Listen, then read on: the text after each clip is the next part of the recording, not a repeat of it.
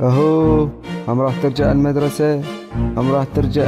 بالعليك عينك بالورقة، لا تشتوي بصفك. اهو هي شو وقت تخلص هاي السالفة؟ لا فوقاها تعال اقرا، اصلا انت راح تقرا كله ما راح تستفاد منه، وفوقاها تظل نايم بالبيت وكل شي ما تحصل من ورقة قراية، بس لعبان النفس وراح نص عمرك بالقراية وكل شي ماكو.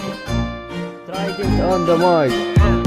هلا برجعة المدارس يعني ردت السخافة، فمحضر اقرا واكتب عقل انفجر كاللفافة. راح يرجع المدرس يرزل اكثر من ما يشرح، وانا اصلا بالي برا كل شهرين الكتاب يفتح. تالي يجيني المدرس يسالني وصلنا لوين، وانا اقول له للعلاوي يضرب لي من على 60. وانا بيوم الامتحان انصدم من المسائل، يشتغل حتى يومي بعد ما كنت متفائل. من بعدها ابدي ازحف على ورقة قدامي، وجاي قلب شريف ويظل نايم على الورقة. يخوخر عنها شوية رايد السؤال الثاني، وهو يبقى بيها لاطش خلاني اوقع بورطة. يخبط لها السوالف انت قلت تحتاج لي، طب انا الامتحان فجأة راح تتبرى مني. وما نسأل ليش نقلب شيخ وإمام، هو حتى عمره ما شاف الحمام. من بعدها سن الورقة اكتب اجوبة احترافي، بس ناقصها زنقة يطلع كاتبها القذافي. لما جت النتائج بيها 0.1، لما اخذت 100 انا اخذت منها 1. من بعد هذا الامتحان قررت اكون مواظب، كنت حاضر غشي بنفسي حتى ما احتاج صاحب. كنت احضر البرشومة وبيها اكتب المعلومة، وبالتالي استاذ يكون مشنو حاط لي شعر يوم يومه. صارت الشلة شريفة وما يعرفوا شنو الافعال، وانا اصلا كنت اردلهم بعاني ولد اللعان. من بعد هذه المشاكل طلع تاني دور ثاني، يعني ما نفعني غش شنو اللي جنيته اني.